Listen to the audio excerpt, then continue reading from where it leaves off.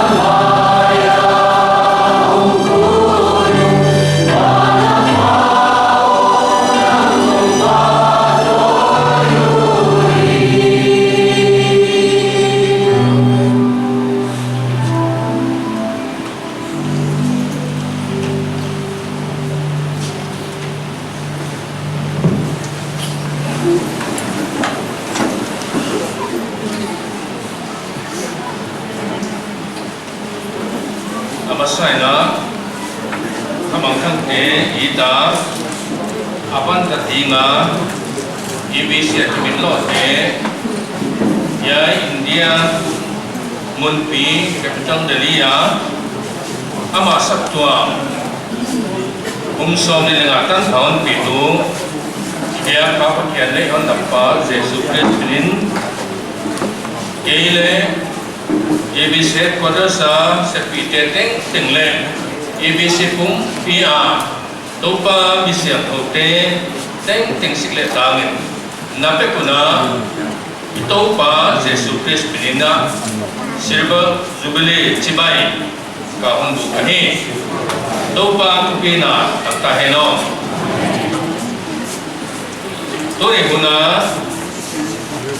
Jubilee message pedinga tiara kami hampa kisah makma IBCC Delium Sunga Silver Jubilee message kitiha omino lo dihi wajah yang panah tu kita bagian minakatan ni ipakina pas oleh upatere sabtu tungale ipakian minyak paku tahun ini kanung simahong dian ma jaya message biak ding si awina kam iom laka sabtu amina tu nei tu bitel kakipa ki ma topa lam to sabtu si ha tu bi kasa tu ni apa kian simbang bang ya tu pakai hal tu ten patian simahong bang bang ni kai tai kacia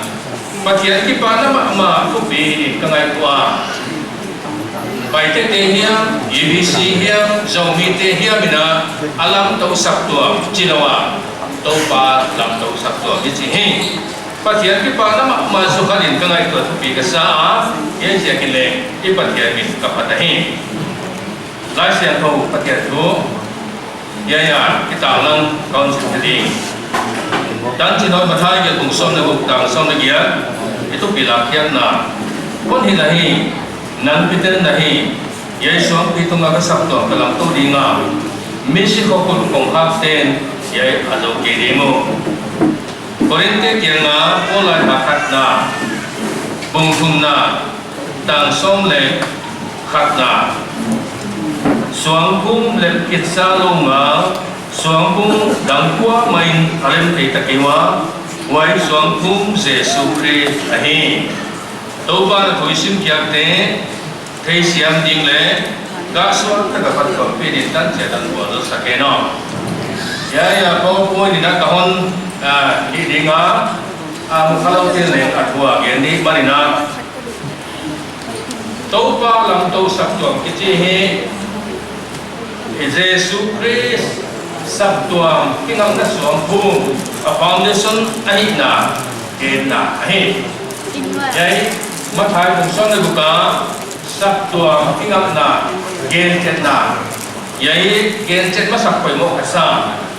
sinsang na tuam tomong siya kina hana nang piter nahi tia Yesus piter kianga tu again na piter tia tumang sahi Bika Petros kecihnya waktu suang pi itu nak suang no suang neu ai. Wala dia suang pi tu ngah kain kalam ding acina suang pi kecipeka Petra ayah kekina. Wabel Zesuna dia suang pi aci penaka Peter hilauana ama kena ni. Peter kia nang suang neu nahi. Aci le, yai suang pici tu maluka, awan sok siapa, tampi de ngai tuat na diklo ne kai mana, suang pi aci peni Yesus ama makigen ni, Peter hilau na, wajah kina, tu laya sinsang na, kenkata, abi kita kina, una Roman Catholic kena, Peter ha, yai Yesus tu gen kiparina. Peter ka sabtu heutu makai wai suang pi Peter hinda tunga kipana kilang kia ki sabtu mahi atu ka sinsakna evangelical hilo lai sia tu tu mahi cipong dengan nahi Asia tu Peter tunggu na sa tong kilam ding kilawai je kori la khakan na bungtung tang so le hata Jesus Christ lo nga kunga ipanina sabtuam akilam na omlo ani chi aon gel jet manina wa jatin tu ne sabtuam hem tu te he hon tel kelui oi mo le kasa man pa le kasa ani me pia ne ya te thei siamina sabtuam kilam to na le akilam na tu Pitera hikia, Roman Catholic hikia, ay kila sabtuam dang te ta kya suai. EBC le kilawai. Wai sa bina sabtuam topa lam to sabtuam iti ya EBC pendel amina topa gam na sita dinga apol minai ki bolo chianga apang kom heya apala tuniya atho diya athum diya mo chiaka EBC ki min lo hi Himala topa he jelia hamang ta kai na sia kina ya EBC tunto ina asap to kum so ni la hon pita topa min phai tuki da ya he to ai to kisot to ni na topa lam to sap to he abi kina EBC dele topa lam to sap to ai da nia kwa lo akilata tong kha da en to le chi kai atam lama khanna quantitative growth on chia membership sangha pasong walenia ABC a sabtu amina headquarters na pomina somni bel hong che member somni bel hong hiya tu sang ile somne sagina member sang le satumne som wale sat bang ina ahang to ahe wai do ahang dan percentage ina 69.55%ของนะส่งตัวเลขเนี่ยปันตุสังนี่ส่งสิ่งต่างๆนะอาคับตัวให้วันนั้นบัดเจ็ดเล้งสามบัดเจ็ดก็ส่งตัวเลขคุณนะสังส่งดีเลขทุ่มเลขสักอะไรส่งมาเลขหัวอาเฮียตูสังนี่เลขส่งนี่สักกี่นะโรนหัดเลขลักส่งกุบเลขทุ่มเลขสังส่งสักกี่เลขเนี่ยจังหวะเลขส่งกุบเลขสักกี่อาเฮียบัดเจ็ดฟันดันเลขกุมส่งนี่เลขอะไรส่งนี่นะอะไร 386.5% berina akang tuwai. Yaitu palang to sakto mahida a membership akilanga wana pakhian kamna sita khil ya khanda na le akilanga hi chiya atia hi inle lo a khanda infrastructural growth atia wai to sarha kwa song kwa sage September a building subcommittee ipan ahia Untung sumina sami November somne katina yai biakin ni lamsi ka hi wana lakna ne hawai wana sani le January somne le ngaina atung som to pasat quarters din le mission center si ami waina lakna ana ni ka hi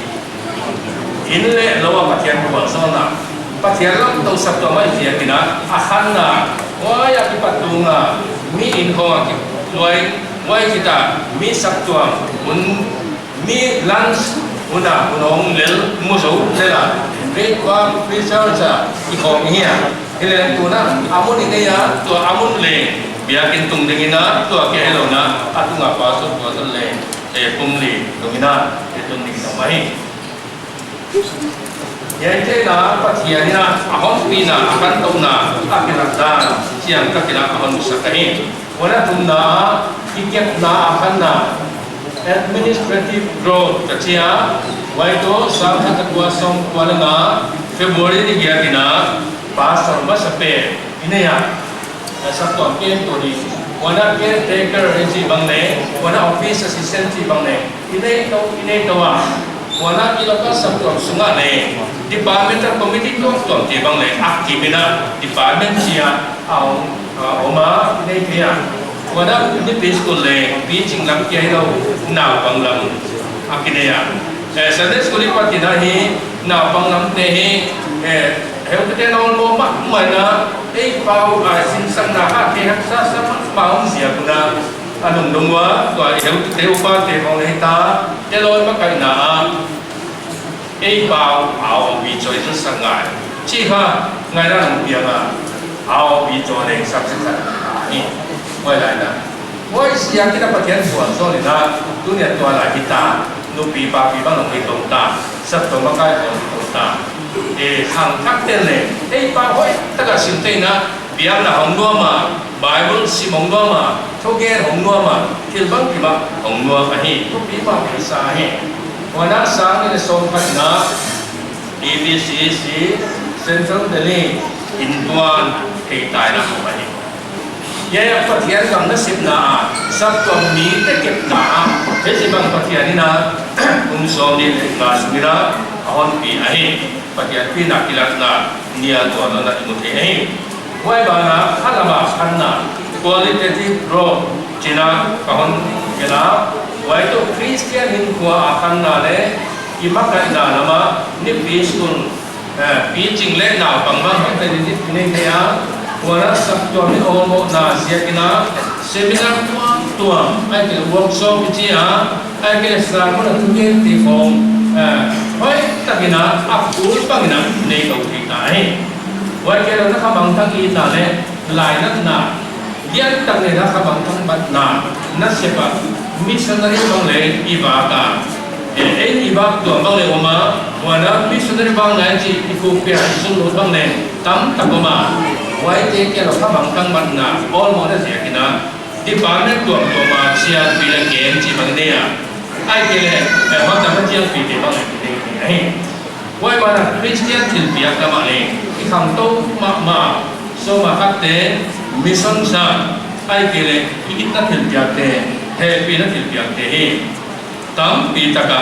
ikam to hi patiya ni na ahong pinadan inay to siya na niang dua lo na along pia he ke patian siang na patian ni na sana mane hondong sanga to he igen khalo nek tam jong na siang na pil na Delhi ko pi sum kya hi lo na India gam sum ko pi tan pa asap tuam te hon the ta ni na khamang tang ai ta sia ka ai te ama thai pi tu ni na abual so na man ti ni na ahon dong sa ni ye te teng ting jagin patihan min tu pe takin pa ko long he no tua hi to ke to ni na ye ta na patihan dom sa na kum som ni lenga kum tai chen patihan bang hon la men deo chi hi ina ngai ko medium kai ko na hong yan ma to pa lam pi sak tua ga swa hi chi amu the ya tua hi to zen thek ta ni na e mo ko na bang ke hiam chi in khom le ka che tong kai na Chris sum kha ki ge di ngahi kolosa bungita sagia Jesus Christ sum kha rooted in Christ atia apa na te siam ni ngai Chris sum kha ding e Christian in ko pe ka adana sum kha ki lo Chris ki bul ko ai bana asap tong ki bul ko ai bana Chris sum kha ding wai khai mo ko ai Chris swang pi tu nga tinga ama sum kha ki ge ngai Chris lo til danga sum kha la wai mak mai ti ti ngai Chris sum khai chi banga min Chris sum kha siang ni na wai Chris hi ta ting ting ko pia wai te ha hong ki mu khia hong ro khia ai Jesus Chris sum kha te tu Jesus siang thau na ai ko hong ki mu Jesus yi ta ai ko hong ki mu Jesus di ta na ai ko hong ki mu Jesus sang ai ko hong ki mu why Chris sum kha ki ge di nga mabana to pa silver jubilee kum som ni nga tan asap tuam ahon pina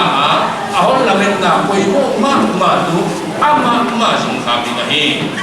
til nga sum kha ni til law wai he tu lai ko pe la sak tuam tam ti te ga til nga sum kha yak na sak tuam dian hian mang Europe kam te Western kam te bia kita ka om ti ga to ka asung kha na ha di ko sia kai pathian dom sanga toy sanga alamet da te thelo wai pathian tok sang na te pen ha ama sung kha da di ga ko pe thinin thu so alai to na ten thu so adi lo sung kha sia buna sak tom kam iniam kia ka bang tha ai wai tu bang eta sum le ba kia wai sia ni yan sudah paling sorry, bungsu ni lengkap kan orang jomsa. Awal sudah pakai bang secara tinggi wai dia sunga Adi department te bang ki hazar tua mai ma si bang te. Azar na di bang yai te ngai dak ki tua lo si bang te. Pathian te na bang ta ka wai sum le pai te bang. Azar ding na pathian donga buma panilaga. Jesu de na bang bazar ai ki mo le wai sum le pai te. Ikingang na dik lo a atu pi pe na ko ikha wai te ja ka sak tua ba te ni niam pia te ni. Setan buat lo tak kau kau nak sabtu ni segi si bom ni ni. Dikta lo nak tuan te tang wai tuan dia sebab te tuan lah mak mawai dia tidak. Please sung kaki gede na paisa please sung ni kang untuk na agak kita wai tak mai tu kau nak buat lo na hukum som ni dengan itu bagina mama na lepas nak kita ni. Wanari na topa lampi hay saptua hi tau ze ding ahi sam za som ni sagi bang wada za som ni lagi banga siang takit agi nahi pauna ne bung tung tang luka bang kim na thil bang kim na lampi teng tenga topa thein chi he pa na kilata wai bel na thili pe uma na ngai to pe uma na ne ka na he no na politics sai da he no na sab to kita ni tale to pa lung sim le ni bangin ama to ko min hin a chi ka ni wai je ka to pa lam pi te sab to ye tan i ta ye ta na khola ye ta na mui mai lo ni na tam sem le sang sem le na sem alam pi te na ni to bang kim to pa to itong ngai he Asiam ki sata pil ki sata kining jing ki sata to pa puno lo banga om mi ka tin ne ho BBC te on sin na hat to BBC te tu pathian te lo ale kum nga bang pai te lai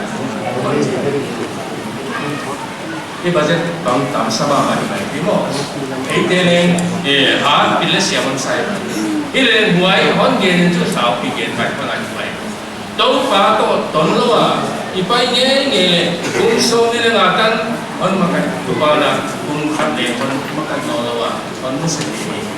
wai jakin bang do pa on ne wana to pa ni lam kele lam kele se ki ho to pa ho ke ben kele ave ki ta thon sam la som ni se chia za som ni ge ta to pa la ke maten do masa alam ti ton ten tu ye ta lam ti tu pathian ni na alam pi ne pha ti to ta ye minuam sa sabtuang hang sabtuang kipa silver jubilee long thei tana hon pe kipa ma lai na baba na to pa lawa to pa ba ti ma ape pe da i ko kine bel on nu se ne nuam san te hi lo lo ni to pa bua don na ya te hi lo lo khani ni wai sa kin to pa lawa to pa bua don na kan ka ti na to pa lam ki te pan lam khat ne ko sa ni atunna wani mun kele di mo ko ngahi yahi lung siba auma ma katanya isai kiana patianina isbelte kiana atu khani isai so ngale tani de tang kuma Israel patianin gua zo ai ko ta chipana kana na ma pi lungin nuam sakta ka ni ne isa balua saka mi re buat hoi tak te ha ami te hon kya sa ama pia mina wel wai la Palestina gam gam kyo ga mai wel tu yaman khadan to pi wai bana wel bang le ke sa ka wel ni to sa ma to lai no no ahoi ma te ba mo sa ka wana mi ni tu ti ta ka bo sa te ka ama ba lo sa mo ka ni bo chi ba om chiang ha wai te nuam san wai to panan bo jong nam te hi to pa te nam te hi to pan bo jong na ye te ki pa abu zo la te ke wai pia to pa na la betan pe Abraham kiang nang kawan bo zo dia le tu ga nam chi te la nam bo zo na nei channel of blessing ka chi mo bo zo na luan na nei chi pe ha mangina ama pa te bo zo na ya no sak yong je pa te ni sa ke ba na bo ni mu ke nake dinga nake chianga to akwani na zang na chia ha wala tent atam pide ni munia el ya pamole izak nai he dinga wari na izak cha kai na hao me me akau na kai na hao ki tip ta ka ki na dia ha sing tu ko tin chin wa ki na pa mo ale akwani ne hao chia ha ari datan pen male wari ni kai pa de cha kha ong gi zo ong sao do cha a khao ne sao zo nga a dang na le a kip zo ka na wari mun tu le la to pa na bum so ni nga ta la hon pi tu nga a hon wari mun nang te na ding ne na ko sang na ding ne nang a ding na hi ta na hi ta pen ma na kai pa tum ta ni agang na khao ni na hi sao pi mo ta hi why giờ kina akai dang na ke khau saka sao sa kina pan la in tak lam le be lama dan za in china to ni na to pa na ta bi na ma pa na so ni to I dak sa in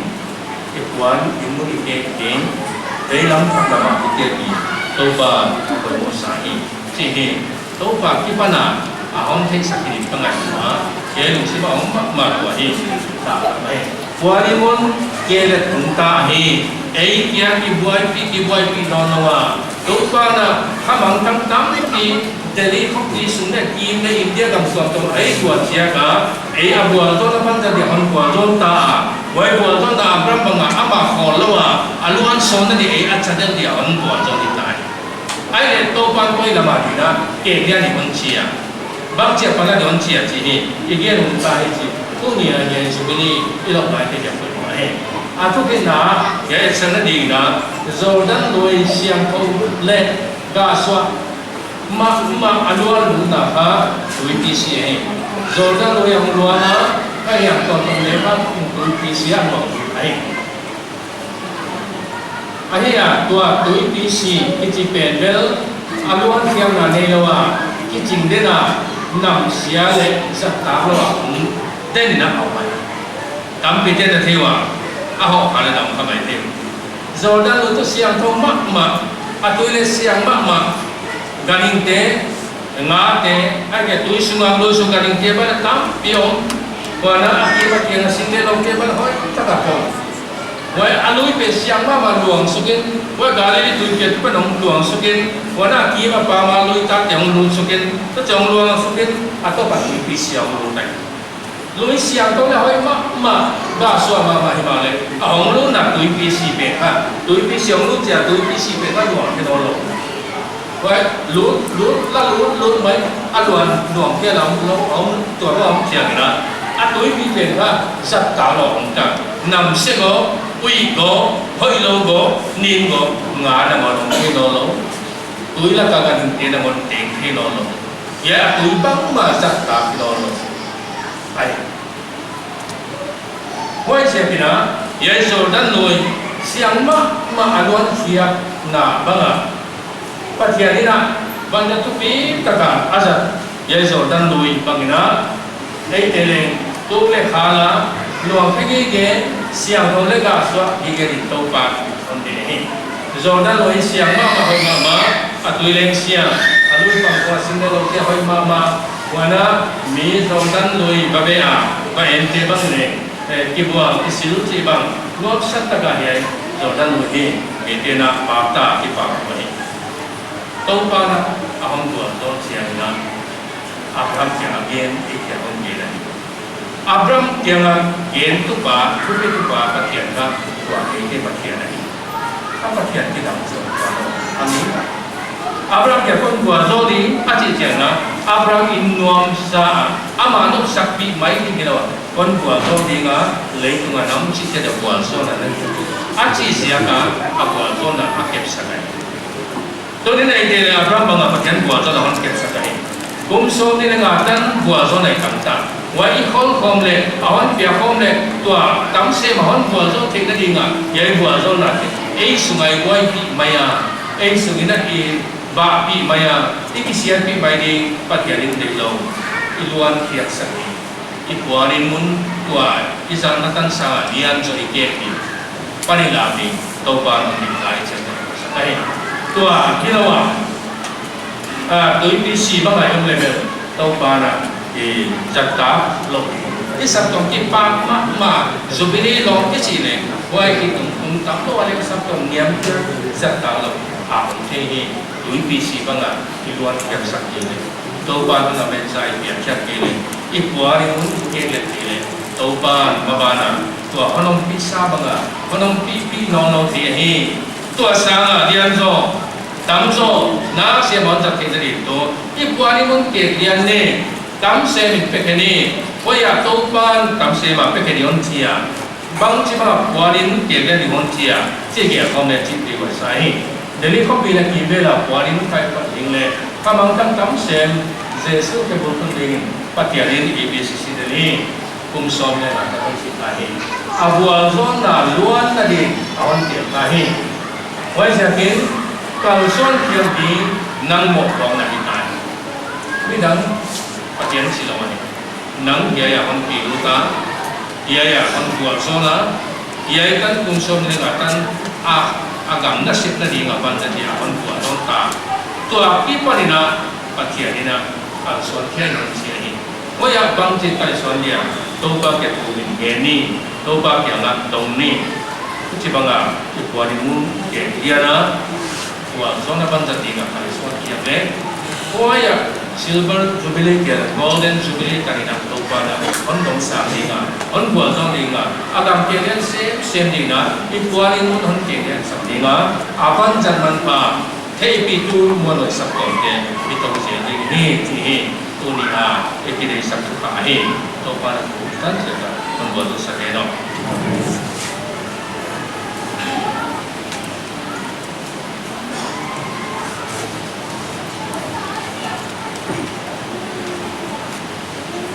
I bengai dam takina atan ton mun diun sa sak to lu bena to pa he bi na kange tunien alam tu sabtua sumso ni lenga achinna silver jubilee muthe le san the dingin to pa nam matna isa laon tang saka thupi na le pa to na te teng teng atakina ma ya ai sun na hun cha chom hi ya yam pa na ma tu sun om hi lo sun wai pan hi dai bu chi lai lai na sun tua phang thi a dom lai a in kwa tung che khat be te mi sun a om ding hi lai na to ba mun na min ba kon chi tua mi de na ba kon chi le ti a ide ya chi hi tu ne ti ngai kwa be ngin to ba nga ti bin ko he ko nga hom ki ta ta tu na a hom pai den den na a suai pa chu chi a yon te ki ge da ni ti wai to ba la se na to bang na se koi kun nei ki lai hi chi to pa de san na tang lai chi te yen yai su na bu na si lung sim to ta ke na buk ta ngai tu ai ki pian na thap nei ding na chi ya ai jadi kopi sap ko ma hi tun zu yen yi mo ni mo lo tin det na mo nai ke ya na to pa ko zo na tang na kun ko ki den den thei di mo ni le yom ta bu chi lai na sin na jiak bang a ba om khai ki jel te hi ya sun ding chi program on ki gwa ne na kwa teng sun di alis bang la kom ki nong ma ma rup khat bang ki bol ati ma sa te pol bang dot te hi bang ki dom hi le aminu sim kia lo wa hi ya a je ju kim lo ka ding ngai chi ki la wai Uji kong komina ya iya te ding na hon kita lana to pana mi som nga le thu va van sun te ding a ti dang dang na hon pia hiya amau ti sun kong komina ti ham pai hi chi te na to ko ti pa tu gen ni bang ki ma le tu wa isa ai nào bang ma long mo sun ti te hi tuai lai ba long mo nu bi pa pi ba nga om wa pi te ku te ba nga om wa hi tu nia bai kong de tua ma bang hi ile bang chia e asun tua bang hi yang chi lu si ma te ko me na sun na hong sang em ye ba nga tu sun da na tua ama wa din joi thun the non ke hi ma le an lu sia an no pa tiu ya a wa nau tiu ya a in kwan pi te de kong wan ang em chak ya tu nga tu ni so mi lai sian ko Pacian sudah ini ngai jadi, unau tio midang lamet na him nei lo te banga na lung kham lok na dingon I mute tung tang na thei do ka de kei ui Jesu asia athonon ta chi igin tawa buchi bangin Jesu a I mukin sa te pathianin ama to a hon kon ni ngai ya to pa tuin na kian wa ka ke no hi ei te to pa hong pai pha a ing daman om lai ten I mukin sa te I makel ke ya ti ni chi to pa ma ki ko wo to angel tung nung pero to pathian pen kulbing to para ki pan hong pai su ting a hingala wan tri sa si sa te atho ma sa pating hi wai ki chiangin ei te hing daman om lai te kui kwa to pa tuam dingin amau to nei la ka la to I om dingwa bujin tang to nen to pa tianga om ding hi wai siakin yai tu te in I khamuan to chia tun tun ye sun ding in kwan pi om khayo ma le kinuyam ipayam isangamyam iunawyam itanaw lai na hi amang panginoon hingdama Jesu Christ hingdama tuwakti bangina om talele ama umaket lo ayay mukinon di imalale itu ngabel imunon kay maahi ating maahi patiyan na Adam aham siya na Genesis 1 na Leah bol na imanin Leah na kinon di ana chi aham siya pen yay le itu ngapal laki na ilo ay manin at apa Jesu Christ humpay na ilo ay manin wahi ana tuwag masawahi imale imu wahi aji non nungwana imu jo so non de imu jo kang lo non de imu non de chi si matayen to banga usun na de ay sun ding kwan ko kayong le to bang ay la siya ko ya takin ay kwan ni to ba tu na to kamon le chi de sa ko chi di pasok de ay ibekin to ba ni ko na ni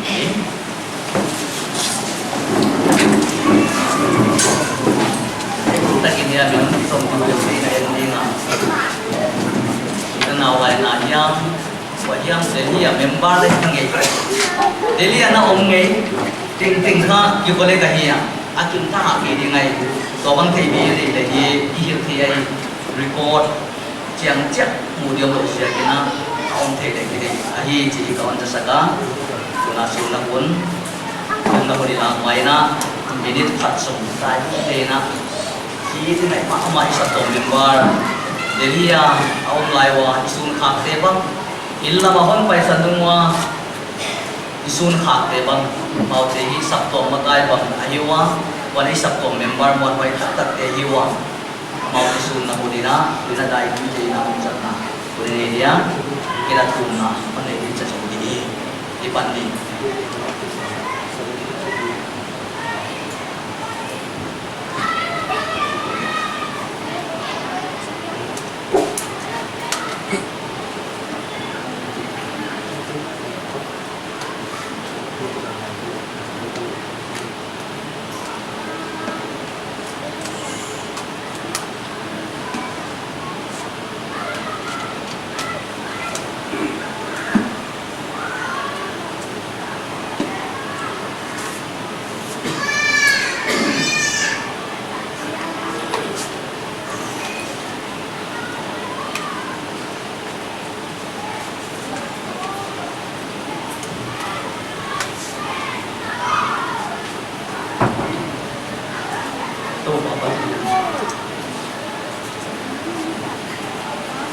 Katu mo hoy hinamay sensiya na buwal zon na lang tak may kapulo buwal zon na kapulo de isan na nadapa sa Jesu tungto na patam na nakon biyak kaya hinawin oh papasiyan nasaktuam na lang to saktuam deli mga to pa dikya Evangelical Baptist Convention saktuam siya na kimin lo kaya to patuwa kung som nila nga bang singa ko na yai ta kan pitu na kahi chite na magkikipa tugen na program na mo duai na tunga kipa tugen na le na mo dai na jeka nang ma phan na pa ta program ka dei to pa nang ma sia ka hi yai taron pitu nang ma la hi chi ti to pa ama sai ka ki pa tu pa ki nai to pa ong som ni na sungina anwang aksa ka to pa na sakwa pina makai na ni kep na theo tu hi na anale na yai kum som ni nga suma si na han mo panaliang sana nama kya na to dang ding na pai den chia na ki mu ki sap ko makai ma basta hiam ka sunwa yai un sum mai sap ko men ba kin to pa to pa ka sunwa now banga pan tuai lai no bi pa pile ate ta ni na to pa ka sunwa mihing sim ti na na som nga le thum pa man to pa ta ki ma le to pa ya akim ke kin chi ka te wan dorin to pa patian amau te le ba hun pai mo ta ka pho ko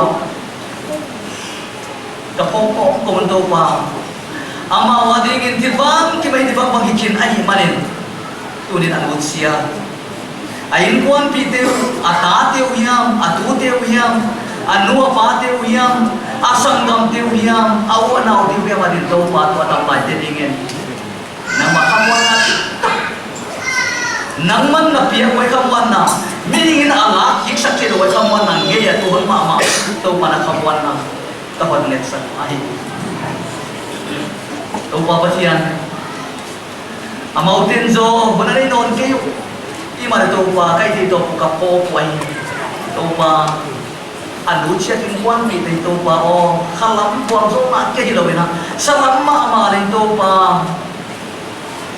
to asun ta ko i quan abun pai sa te tum to na to pa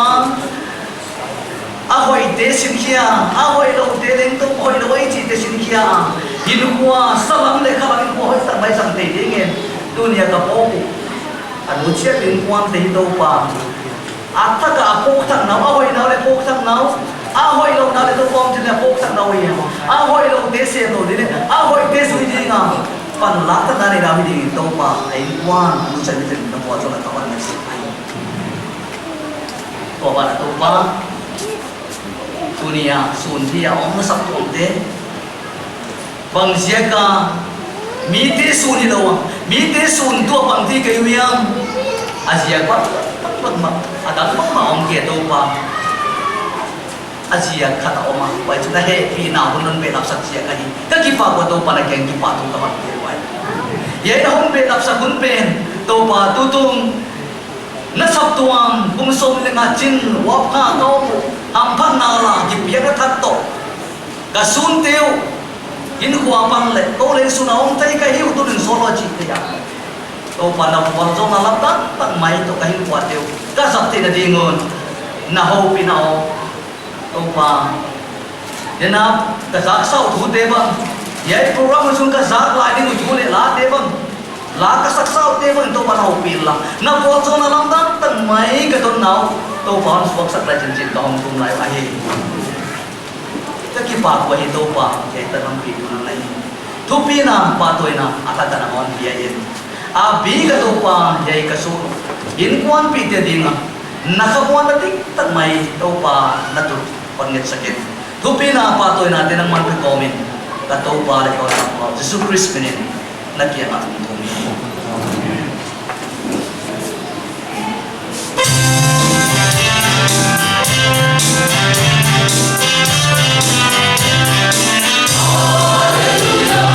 Hallelujah.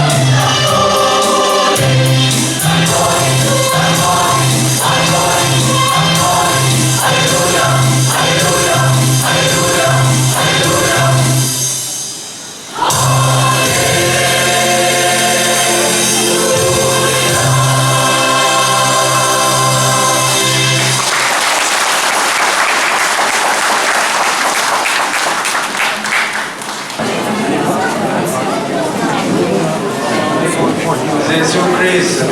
si Santiago Sabduam Yuri le Makai te wai te Kamla le Nayam Pai Kong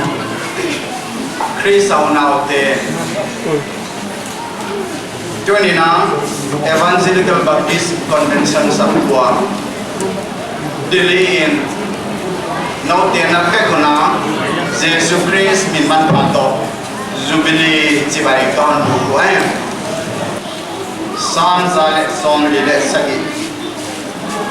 Patian Katala Sakapaya Ama Zo Midi Sakasiyama Kata Kilong Himahi Taupan Jerusalem Ading Sabnona Israel Kiafe Bifam Nanhi Khasiate Hitama Aliam Na Tiwatuang Seri Taupa ama laute tungle ajina lamente ma akipaki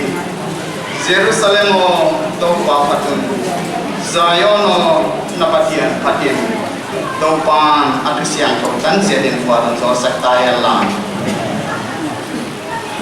Yatanan pitu taupai patian Jehovah Nisi ama bin panale ama a kipiang nale ama patoy na latsan na hidingin Evangelical Baptist Convention Sabduam Delin Jubilee adia kipiang na China Jubilee Commitment bola kinaya tuate patian min thupi na ding le agam san na dingin kahan puang khedi ai akhat na Sabtuami Kuahiyam Patian Gamna Sekuta Lai Siang Tho Sin Lunggul Himale Khosan Nahat Sajiaka Tua Bang Akau Suan Kezolo Aomle Tua Bang Jilai Ahigele Krisauna Atom Penin Mitum Jiang Grace Bible College Lamka Churachanpura Azil Thaina Dingu Somna sponsorship tu kumsani le somle sagi sesana kipan kumngasum waitu apors azosumu EBC Delhi Sabtuamin Somna Biagdi Patian Minin Tahan Siamahin Waibana Patian Sabtuam te Halam le salama Giket na hoizo Aong pen na ding le Patian Sabtuam mi mal te Khat le khat ihan ton tua na hidingin Tu Kumong pai ni Silver Jubilee kumakipan atong pena kumasum Kum tegin Silver Jubilee Endowment Seminar Ji Kum tengin adebe negi gedi patian minin kahan siamoyin Opa patian bang kimi tayin amamin tupi nadin Yai kipian nade hantang sakta hen Pakin Hallelujah Hallelujah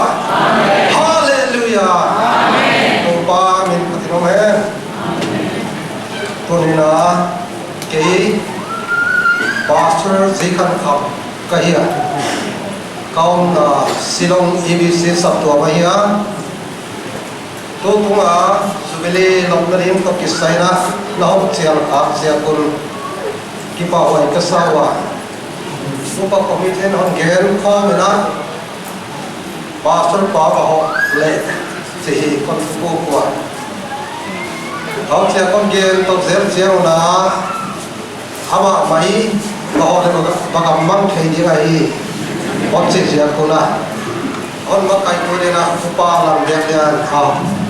konse sakwa ama le hong ding le sinto pan ka nahi wa upai to di nga helama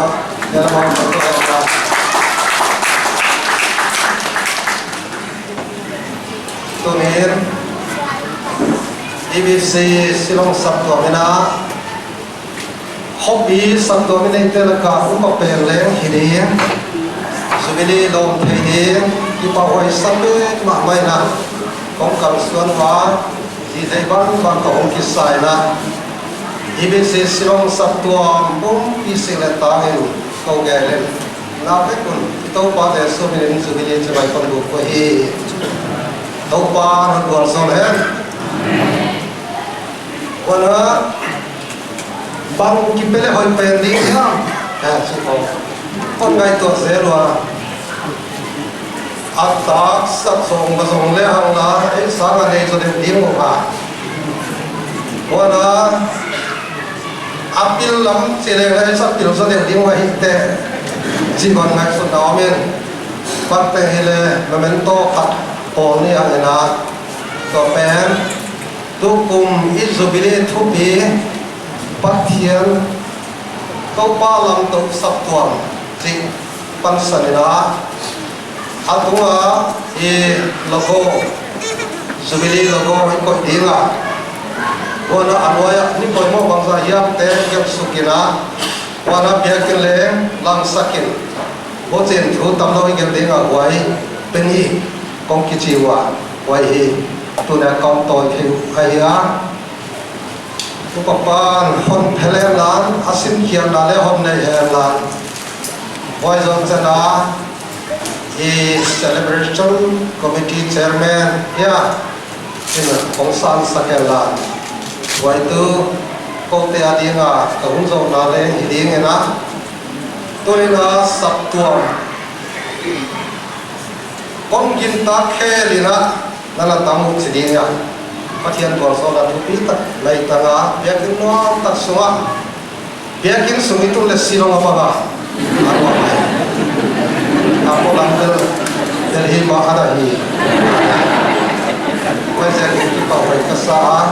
toina papa ho kon pe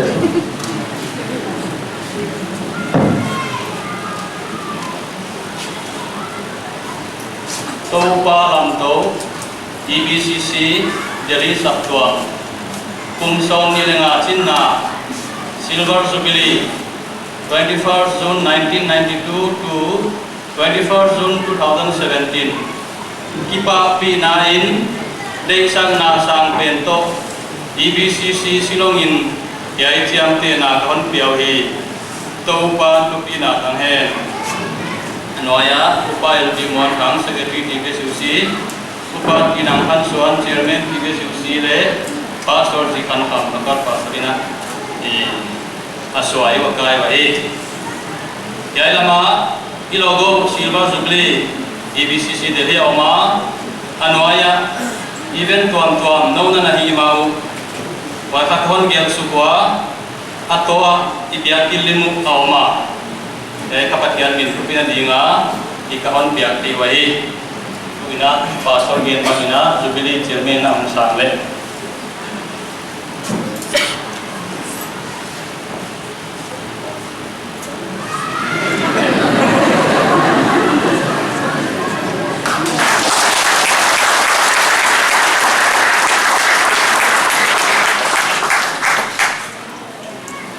to pan thu pin atang hen la EBC Silong atam tu samin bua to ta hen ipa ma mau ngai sat patapa nangin pa akigil na ha suang ahi kasi alam to suang pi tunga sa suang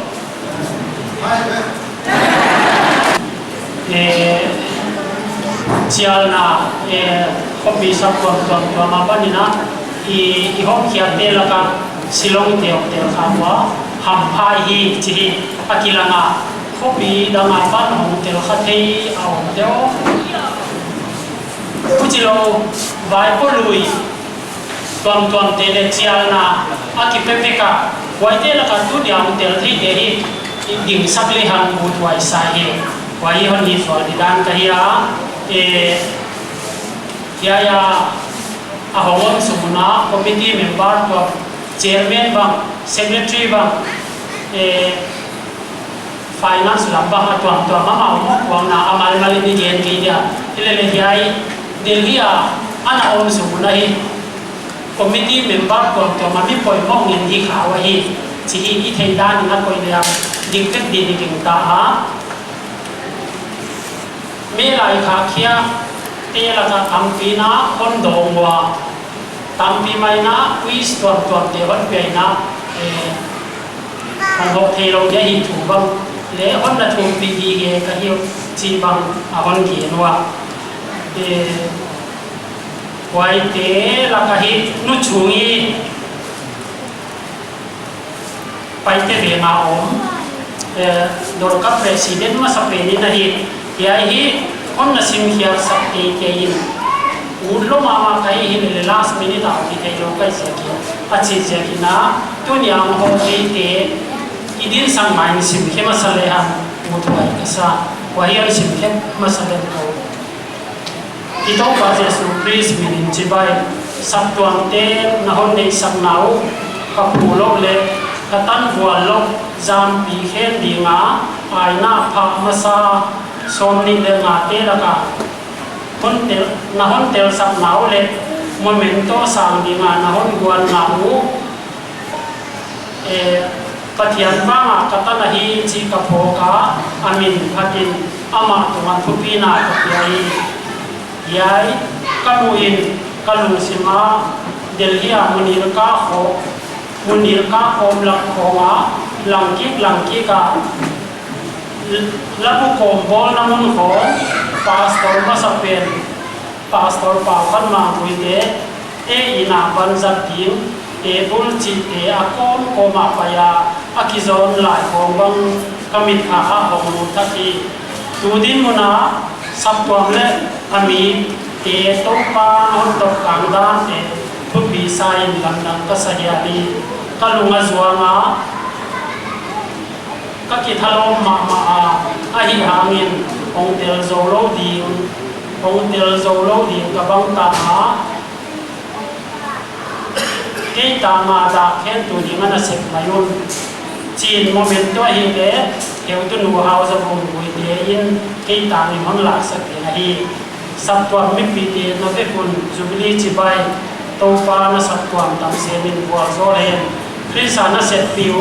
ไอชูวิเดไปเตเวอามาฮิกิโลมาอูนมาalas minute na pa titi so hili i mama loi se ka i director pa on ko sakin ya hi asim khia be kon sim khia sa sia kha on request zia kinai isim khia uchi lawa dang quiz to tam pi isim kha no hi chin pe le tu nia bai ko loi la ka on te kha e aban ban kon samdia wa hi email la na hi ko bina i welcome na i ko ma hi china hi ya i abe ko i sab khit tan kha na dik le i sab mas upa kham mo pao ya yam sumina mo kwang na tuam tam pi alen wa jamina upa lang dia ya to na din to la ma chairman vice chairman member wa cha pastor no house of Dorka Secretary le Member Finance Department. Why Jamina Pastor Nuthang Garwa. Why Socha Pastor Nu Ching Zasia. Eliam Sumana Amao. He Chia Dahi Committee Member.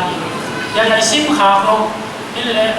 Imai Hak Jenjenong Haki Kalawa. Uchibang Omha. I thấy cô kim nôm lệ happy ta cao niên sắc đi na cao mẹ này cái pháp vậy cô papa giang có thằng ai mà vậy cô papa giang có thằng ama ha ama ha chairman quá ya lama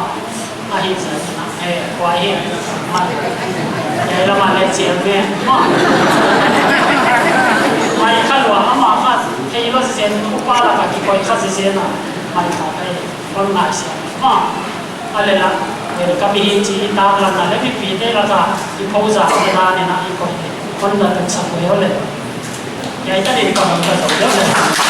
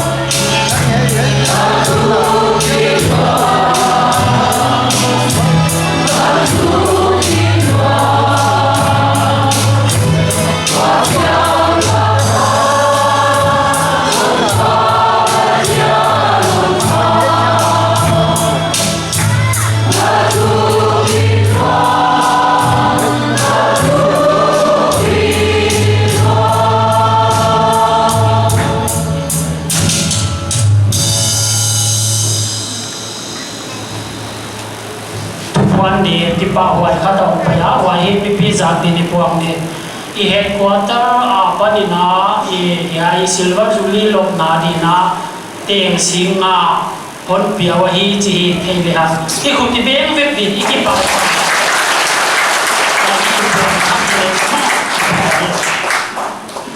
วันส่วนไหนเด่นดิ้ง